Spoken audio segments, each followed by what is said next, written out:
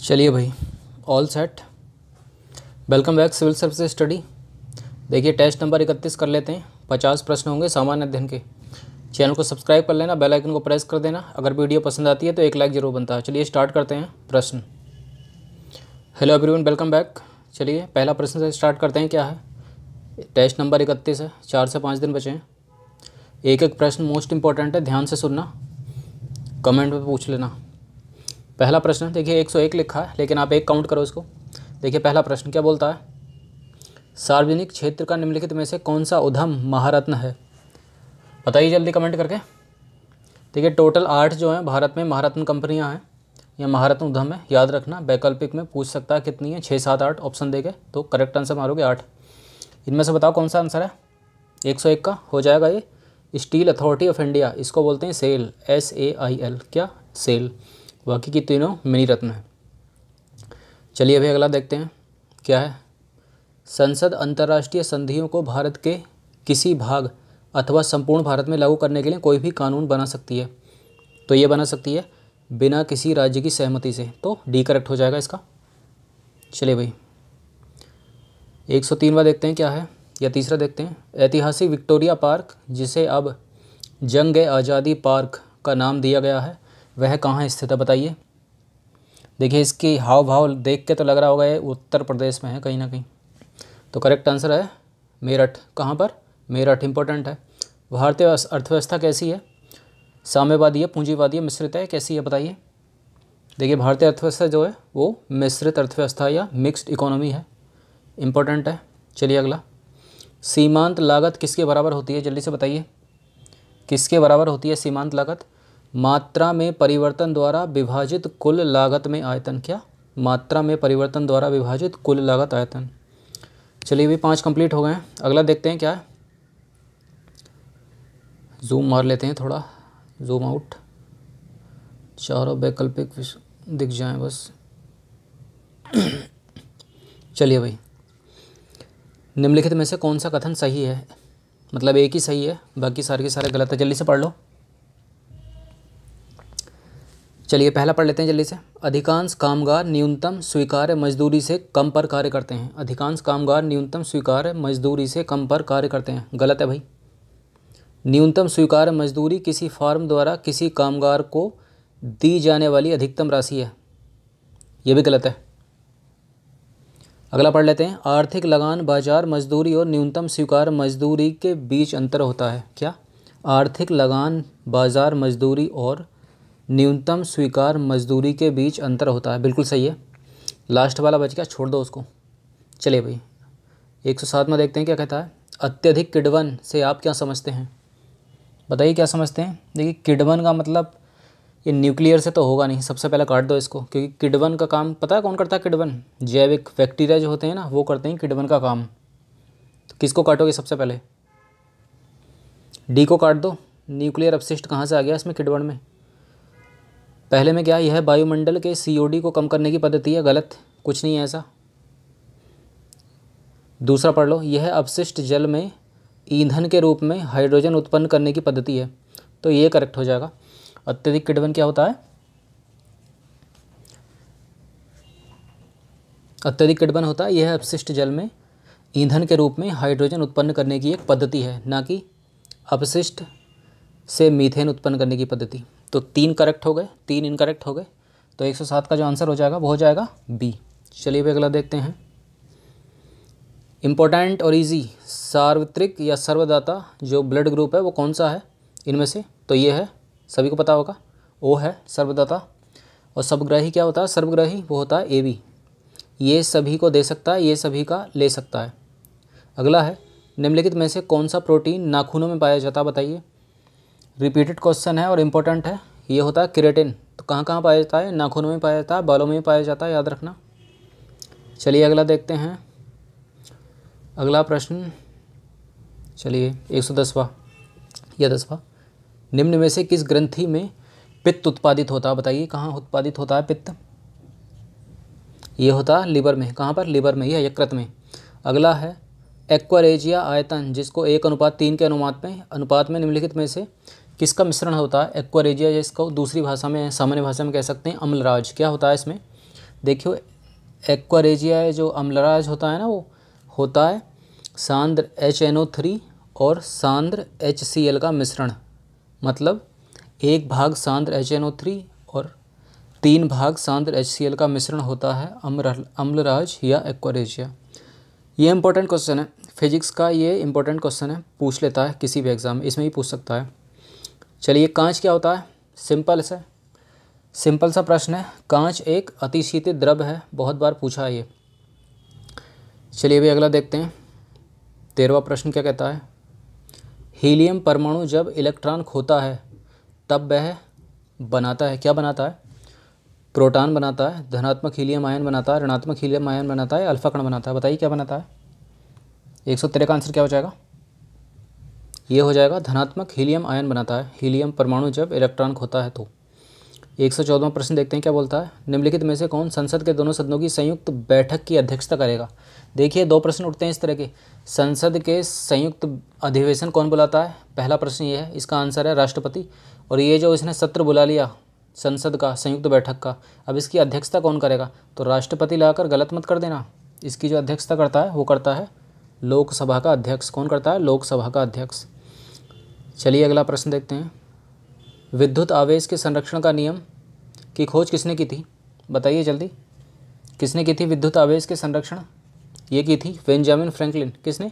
Benjamin Franklin. अगला प्रश्न देखते हैं। चलिए उत्तर प्रदेश में तहसीलों की संख्या 2017 के अनुसार कितनी है? बताइए कितनी है उत्तर प्रदेश में तहसीलों की संख्या 2017 के अनुसार? ये है 350। कितनी? 350। और लोकसभा में कितनी सीटें हैं उत्तर प्रदेश में? कमेंट करके बताइए। और राज्यसभा में कितनी है वो भी कमेंट करके बताइए। चलिए अगला प्रश्न देखते हैं। एक मकान की छत से भूमि की ओर एक पत्थर गिराया जाता है, उस पत्थर की जो गतिज ऊर्जा या काइनेटिक ऊर्जा है वो अधिकतम कब होगी? उसे गिरने के तुरंत बाद, मतलब उसके गिरने के तुरंत बाद होगी? ये तो हो ही नहीं सकती। उसके आधी दूरी तक पहुंचने के बाद, भूमि पर पहुंचने के ठीक पहले, भूमि पर पहुंचने के ठीक बाद? जल्दी से बताइए करेक्ट आंसर। देखिए ये होती है भूमि पर पहुंचने के ठीक पहले। जैसे वो गिरने वाला होता है ना, तो इतनी तीव्र गति से गिरता है वो, या काइनेटिक एनर्जी या गतिज ऊर्जा बहुत तेज होती है, फिर लगता है धप्प से नीचे जाके। चलिए भाई 18वां प्रश्न देखते हैं क्या बोलता है।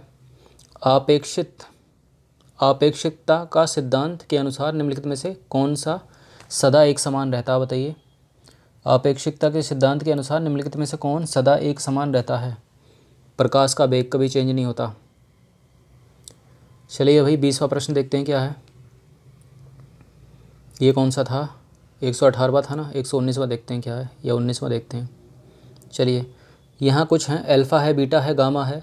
इनकी भेदन शक्तियों को अवरोही क्रम में सजाना है। वैसे तो भेदन क्षमता पूछ लेता है सबसे ज़्यादा किसकी है, तो सभी को पता होगा किसकी है, लेकिन इनको अवरोही क्रम में सजा दीजिए। तो देखिए सबसे पहले अल्फ़ा दे रखा है इन्होंने, तो क्या अल्फ़ा को काट दें सबसे पहले? बिल्कुल, क्योंकि अल्फ़ा की तो सबसे कम होती है। सबसे ज़्यादा देखिए बीटा की होती है, सबसे ज़्यादा गामा की होती है, सॉरी गामा के बाद बीटा की होती है, उसके बाद अल्फ़ा की होती है सबसे कम। इसी क्रम में चलेंगी क्योंकि पूछा है अवरोही क्रम। अगर ये आरोही क्रम पूछता तो ये वाला ऑप्शन सही हो जाता है। अब सही क्या होगा? बी सही हो जाएगा, गामा, बीटा और अल्फ़ा। चलिए भाई स्पीड बढ़ाते हैं थोड़ी टेस्ट की, समय कम है। प्रकाशीय वोल्टेज सेल के प्रयोग से सौर ऊर्जा का रूपांतरण करने से निम्नलिखित में से क्या उत्पादन होता है? बताइए। जो प्रकाश वोल्टेज सेल के प्रयोग से सौर ऊर्जा का रूपांतरण करने से निम्नलिखित में से किसका उत्पादन होता है? बताइए। तो करेक्ट आंसर हो जाएगा विद्युत ऊष्मा का। किसका? विद्युत ऊष्मा का। चलिए भाई 121वां देखते हैं। परमाणु ऊर्जा पर खनिज आधारित स्रोत है, यह निकाली जाती है। परमाणु ऊर्जा एक खनिज आधारित स्रोत है, तो परमाणु ऊर्जा बताइए कहाँ से निकाली जाती है? सभी को पता होगा। देखिए यूरेनियम से भी निकल सकती है, ये प्लूटोनियम से भी निकल सकती है, थोरियम से भी निकलती है, तो भैया सभी से निकल सकती है परमाणु ऊर्जा। चलिए अगला देखते हैं। निम्नलिखित महाद्वीपों में से कौन सा महाद्वीप पृथ्वी के उत्तरी दक्षिण, ध्यान से सुनना, और पूर्वी पश्चिम गोलार्ध में स्थित है? इसका मतलब समझे, उत्तरी दक्षिण और पूर्वी पश्चिम गोलार्ध में स्थित है। मतलब ये देखिए पूर्वी पश्चिम और क्या बोला, ये उत्तरी दक्षिण, कौन सा है इनमें? जल्दी बताइए। ये है अफ्रीका महाद्वीप, हाँ उत्तरी और दक्षिणी दोनों गोलार्ध में। मैप में भी देख सकते हो आप। अगर एक प्रश्न इससे दूसरा पूछ लिया जाए कि तीनों की तीनों रेखाएं किस महाद्वीप से होकर गुजरती हैं, फॉर एग्जांपल कर्क रेखा, मकर रेखा और भूमध्य रेखा इसी अफ्रीका महाद्वीप से होकर गुजरती हैं। अगला देखते हैं, यहाँ पर दिन एवं रात सदैव बराबर होते हैं, कहाँ पर? ध्रुवों पर, अंटार्कटिका पर, भूमध्य रेखा पर या प्रमुख यमोत्तर पर? बताइए कहाँ पर होते हैं? ये होते हैं भूमध्य रेखा पर। दिन और रात की अवधि जो है बराबर होती है, इंपॉर्टेंट है। देखिए अगला प्रश्न इंपॉर्टेंट है, जनगणना 2011, जनसंख्या 2011 की जनगणना के अनुसार जनसंख्या के आधार पर शहरों का सही क्रम कौन सा है? देखिए 2011 की जनगणना के अनुसार जो इन शहरों की जनसंख्या है उसके आधार पर इनका सही क्रम बताना है। बताइए क्या हो जाएगा इसका आंसर? देखिए ग्रेटर मुंबई की सबसे ज़्यादा है, उसके बाद दिल्ली की है, फिर कलकत्ता की है, फिर चेन्नई की है, फिर बेंगलुरु की है। इसी तरह से क्रम पूछा है इसने, कोई आरोही अवरोही तो दिया नहीं है, इसलिए जो सबसे पहले होगा, जिसकी सबसे ज़्यादा होगी उसको सजाएंगे। मतलब मुंबई की बहुत ज़्यादा है इस समय, उसके बाद दिल्ली आता है, फिर तीसरे पे कलकत्ता आता है, फिर चेन्नई आएगा, फिर चौथे पे बेंगलुरु आएगा। चलिए भाई अगला प्रश्न देखते हैं। 125 में क्या कह रहा है? कुछ खाली स्थान, रिक्त स्थान दे दिया इसने। सुल्तानपुर ने सामाजिक वानिकी योजना की कुशल कार्यप्रणाली के लिए केंद्रीकृत डाटाबेस की समस्या का समाधान करने की पहल की है। तो क्या है ये? जिला उद्योग केंद्र है, क्षेत्रीय ग्रामीण बैंक है, राष्ट्रीय सूचना केंद्र है या राष्ट्रीय प्रतिदर्श सर्वेक्षण संगठन है? क्या है? देखिए इसका जो आंसर हो जाएगा वो ये हो जाएगा, राष्ट्रीय सूचना केंद्र सुल्तानपुर ने सामाजिक वानिकी योजना की कुशल कार्यप्रणाली के लिए केंद्रीकृत डाटाबेस की समस्या का समाधान करने की पहल की है। नेशनल इन्फॉर्मेटिक्स सेंटर कहाँ पर है? कमेंट करके बताइए नीचे। चलिए भाई कौन सा प्रश्न था? 125वां, मतलब 25वां, 26वें की तरफ बढ़ते हैं। किधर गया? हाँ चलो। वर्ष 2011 में और 12 में यूरेनियम के विशाल निक्षेप पाए गए हैं, कहाँ पर पाए गए हैं? आंध्र प्रदेश, कर्नाटक, केरल या तमिलनाडु? जल्दी बताइए। करेक्ट आंसर हो जाएगा आंध्र प्रदेश। भारत में प्रायद्वीपीय नदी से संबद्ध सबसे ऊंचा निकास बेसिन कौन सा है? बताइए बताइए कौन सा है? ये है कृष्णा। निकास बेसिन पूछ रहा है तो इसका आंसर है कृष्णा। चलिए भाई 128 में देखते हैं। मिलान करना है इसको, सूची 1 को सूची 2 से मिलान करना है क्या ये? अच्छा झीलें, ये झीलें दे रखी हैं, ये हैं इनके राज्य संबंधित। तो देखिए पुलिकट कहाँ? बताइए। देखिए चिल्का तो सबको पता ही होगा, फेमस फॉर लेजर फ्लेमिंगस, उड़ीसा में। और एक ब्रैकिस वाटर लगोन है, मतलब खारे पानी की झील है भारत की ये, सबसे बड़ी। वुलर कहाँ है? वुलर है जम्मू कश्मीर में। सांभर राजस्थान में, ये भी बहुत खारी है। देखिए प्रश्न इस तरह से आ जाए, भारत की सबसे बड़ी खारे पानी की झील कौन सी है? तो मारोगे चिल्का। और सबसे ज़्यादा खारा किसका पानी है? वो मारोगे सांभर। चिल्का गलत हो जाएगी वहाँ पर। पुलिकट कहाँ पर है? तमिलनाडु पर है। तो मिला दो, मिला दो। एक का तीसरा हो गया, एक का तीसरा हो गया, तो 2 इनको काटो सबको, सालों को। सी को काटो, डी को काटो। अब ए और बी को देख लो, इन्हीं में से एक आंसर होगा। पुलिकट तमिलनाडु हो गई, चिल्का कहाँ पर हो गई? उड़ीसा हो गई। तो ए का 3 हो गया, बी का ए का 3, बी का ए, पहले ही आंसर है। चलिए भाई आगे बढ़ते हैं। भारत की संचित निधि से धनराशि निकालने के लिए निम्नलिखित में से किसका अनुमोदन आवश्यक है? बताइए। Simple as that. किसका? भारत की संसद का। समाजवाद मूलतः किसका आंदोलन है? किसका आंदोलन है समाजवाद? बुद्धिजीवियों का है क्या? मध्य वर्ग का है क्या? गरीबों का है? कामगारों का है समाजवाद? देखिए समाजवाद जो मुख्यतः आंदोलन है ना, वो कामगारों का है। किसका है? कामगारों का। अगला प्रश्न देखते हैं। निम्नलिखित में से किस आंदोलन का नेतृत्व महात्मा गांधी ने नहीं किया था? देखिए सिंपल प्रश्न है, इसको तो गलत मत करना अगर ये पूछ लिया ऐसे तो। देखिए चंपारण का किया था 1917 में, असहयोग आंदोलन भी किया था 1920-22 में, सविनय अवज्ञा आंदोलन और स्वदेशी आंदोलन, इनमें हो गया है द्वंद्व। बताइए करेक्ट आंसर क्या है? इसका जो करेक्ट आंसर है वो है स्वदेशी आंदोलन, क्योंकि सविनय अवज्ञा आंदोलन का भी इन्होंने किया था 1930 में, इसका नहीं किया था स्वदेशी आंदोलन। कमेंट करके बताइए स्वदेशी आंदोलन के संस्थापक कौन थे? एक का नाम तो मैं बता देता हूँ, मोतीलाल नेहरू, दूसरे का एक आप बता दो। चलिए भाई 132 में देखते हैं। लॉर्ड कर्जन के वायसराय होने के दौरान निम्न में से कौन सी घटना नहीं हुई थी? अब लॉर्ड कर्जन कब था वायसराय? ये सोचो सोचो सोचो। देखिए एक एग्जाम्पल दे देता हूँ मैं आपको, 1905 तक भी ये था। तो देख लो बंगाल का विभाजन हुआ था, द्वितीय दिल्ली दरबार लगा था क्या इसके शासनकाल में? बिल्कुल लगा था। पुरातत्व विभाग की स्थापना हुई थी क्या? बिल्कुल हुई थी। तो क्या नहीं हुआ था? भारतीय राष्ट्रीय कांग्रेस का गठन नहीं हुआ था। क्यों नहीं हुआ था? क्योंकि ये भैया 1885 में ही हो गया था, बहुत पहले। और ये कब आया था? ये शायद 1899 से 1905 आया था। ये कब आया था? 1899 से 1905। चलिए भाई 33वां प्रश्न देखते हैं क्या कहता है। इम्पोर्टेंट है। निम्न में से कौन गदर पार्टी से संबंधित था? सिंपल है, मार दोगे इसको, आराम से उड़ा दोगे। कौन थे? लाला हरदयाल। 1913 सैन फ्रांसिस्को में बनाई थी इन्होंने गदर पार्टी की स्थापना। स्वामी दयानंद सरस्वती ने प्रथम आर्य समाज 1875 कहाँ, बताइए कहाँ पर स्थापना, कहाँ पर की थी? बम्बई में की थी। कहाँ पर? बम्बई में। चलिए भाई आगे देखते हैं। पेशवाओं का संस्थापक निम्नलिखित में से कौन था? कौन था पेशवाओं का संस्थापक? ये थे बालाजी विश्वनाथ, बालाजी विश्वनाथ भट्ट। किनके पिताजी हैं ये?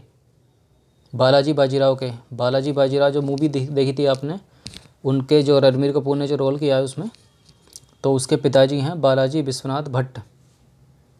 चलिए भाई आगे देखते हैं, अगला प्रश्न देखते हैं क्या बोलता है। विजयनगर के मध्यकालीन नगर को आजकल कहते हैं, क्या कहते हैं? हम्पी कहते हैं क्या? करेक्ट है, हम्पी कहते हैं। अगला देखते हैं। सोमनाथ के मंदिर में लूटपाट किस आक्रमणकारी द्वारा की गई थी? बताइए जल्दी से। मोहम्मद गजनवी या महमूद गजनवी। अजंता की गुफाएं किससे संबंधित है?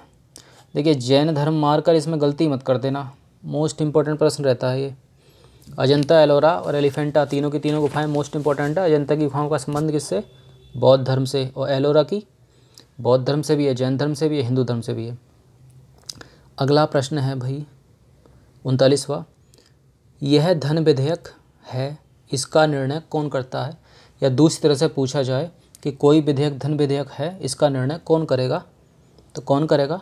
राष्ट्रपति करेगा या लोकसभा स्पीकर करेगा? बताइए जल्दी। ये करता है लोकसभा का अध्यक्ष। कोई कौन सा विधेयक धन विधेयक होगा या नहीं होगा, इसका निर्णय राष्ट्रपति नहीं करेगा, लोकसभा अध्यक्ष करेंगे। राष्ट्रपति मारकर गलत मत कर देना। मौर्य काल के दौरान शिक्षा का सबसे प्रसिद्ध केंद्र निम्न में से कौन सा था? बताइए। बल्लभी, तक्षशिला, नालंदा या उज्जैन? मौर्य काल की बात हो रही है। शिक्षा का केंद्र सबसे अच्छा कौन सा था इनमें से? ये था तक्षशिला। कौन सा? तक्षशिला। चलिए अगला प्रश्न देखते हैं। प्राचीन काल का प्रसिद्ध शासक कौन था जिसने अपने जीवन के अंतिम दिनों में जैन धर्म को अपना लिया था? तो वो थे चंद्रगुप्त मौर्य ने जैन धर्म अपनाया था। वैदिक युग में राजा अपनी जनता से जो कर वसूल करते थे उसे क्या कहते थे? बताइए क्या कहते थे? शायद बलि कहते थे क्या? बिल्कुल सही है, बलि कहते थे। वैदिक युग में जो राजा अपनी जनता से कर वसूल करते थे उसको। 43वां प्रश्न क्या कहता है? देखिए, हाल ही में केंद्रीय मंत्रिमंडल को भारतीय डाक विभाग और किसके बीच संयुक्त डाक विभाग जारी करने के संबंध में हुए समझौते के विषय में जानकारी प्रदान की गई है? बताइए। करेक्ट आंसर हो जाएगा इसका चाइना पोस्ट, गलत। मैड्रिड पोस्ट, गलत। ऊपर मिलेगा इसका एग्जाम्पल, किधर गया किधर गया, इसको बोला जाएगा रसिया पोस्ट। क्या बोला जाएगा? रसिया पोस्ट। तो चलिए अगला प्रश्न देखते हैं। 144वां। हाल ही में किस दिवस के अवसर पर रेल मंत्रालय के सार्वजनिक उपक्रम IRCTC लिखा है ये, IRCTC ने नई दिल्ली से संचालित होने वाली 8 चुनिंदा राजधानी और शताब्दी ट्रेनों में पर्यावरण अनुकूलन खोई आधारित डिब्बा बंद भोजन की शुरुआत की? तो किसमें की है ये? बताइए जल्दी। ये की है विश्व पर्यावरण दिवस पर। कब की है? विश्व पर्यावरण दिवस पर। अगला प्रश्न देखते हैं। हाल ही में संपन्न उत्तर प्रदेश मंत्रिमंडल की बैठक में ग्राम चौकीदार का पदनाम परिवर्तित कर क्या निर्णय लिया गया है? ग्राम चौकीदार का जो पदनाम है उसको परिवर्तित करके क्या बोला जाएगा? उसको बोला जाएगा ग्राम प्रहरी। चौकीदार कुछ अटपटा लगता था इसलिए ग्राम प्रहरी कर दिया उसको, प्रहरी। 46वां। हाल ही में किस राज्य सरकार द्वारा राज्य में पुलिस बल में महिलाओं के लिए 10% पद आरक्षित करने का निर्णय लिया है? देखिए आरक्षण तो सब देते हैं, लेकिन इस बार किसने दिया है? बताइए जल्दी। ये दिया है त्रिपुरा ने। नॉर्थ ईस्ट का राज्य है त्रिपुरा। अगला प्रश्न है। हाल ही में निजी क्षेत्र का एक बैंक है बंधन बैंक सबसे मूल्यवान कंपनियों की सूची में कौन से स्थान पर है? तो ये है 25वें स्थान पर, सॉरी 50वें स्थान पर है, ये 50 लिखा है। और ये नॉट इम्पोर्टेंट, इसको ध्यान मत देना इस प्रश्न को ऐसे। चलिए अगला देखते हैं। हाल ही में संपन्न हुई फ्रेंच ओपन टेनिस रोनेल्ड गैरोस प्रतियोगिता में महिला एकल वर्ग में खिताब किसने जीता है? देखिए मोस्ट इंपॉर्टेंट प्रश्न है, जितने भी ये चारों होते हैं ऑस्ट्रेलियन, फ्रेंच, यूएस और विंबलडन, इसको तो एक बार रिवाइज मार ही लेना कि लड़कों में किसने जीता, लड़कियों में किसने जीता। तो इसका करेक्ट आंसर है, ये जीता सिमोना हालेप ने। किसको हराया इन्होंने? सेरेना विलियम्स को। चलिए अगला देखते हैं। हाल ही में भारत अफ़गानिस्तान को 2 दिन में टेस्ट मैच हराने वाली पहली एशियाई टीम बनी। इसमें किस खिलाड़ी को मैन ऑफ द मैच चुना गया? क्वेश्चन समझ में आया? देखिए अभी हाल ही में ना भारत अफ़गानिस्तान को 2 दिन में टेस्ट मैच हराने वाली एशियाई टीम बनी। भारत जो है ना, भारत, उसने अफ़गानिस्तान को 2 दिन में टेस्ट मैच हरा दिया और इस मैच में मैन ऑफ द मैच चुना गया है। एक खिलाड़ी भारत का, उसका नाम बता दो। उसका नाम है शिखर धवन। क्या नाम है? शिखर धवन। अंतिम प्रश्न है इस टेस्ट का। 10 मार्च 2018 को संपन्न हॉकी टूर्नामेंट का 27वां सुल्तान अजलान शाह कप 2018 का खिताब किस देश ने जीता है? बताइए 2018 का 27वां सुल्तान अजलान शाह खिताब कब किसने जीता है? यह जीता है ऑस्ट्रेलिया ने। किसने जीता है? ऑस्ट्रेलिया ने। ऑस्ट्रेलिया ने बहुत सारी चीज़ें करी हैं। राष्ट्रमंडल खेलों में भी सबसे ज़्यादा कप इसी के थे। अजलान शाह 27वां 2018 हॉकी टूर्नामेंट भी ये जीत के ले गया। देखते हैं इस बार का वर्ल्ड कप इससे छीनते हैं या नहीं हम इंडिया वाले। तो चलिए देखिए, सारे के सारे क्वेश्चन काफ़ी इंपॉर्टेंट हैं, पूछे जा सकते हैं। इनमें से एक आध सीधा सीधा आपको मिलेगा परीक्षा में। तो चलिए हिट कर दीजिए सब्सक्राइब का बटन और हिट कर दीजिए लाइक बटन, हिट कर दीजिए बेल आइकन का बटन भी। अगर वीडियो पसंद आए तो एक लाइक कर देना। धन्यवाद।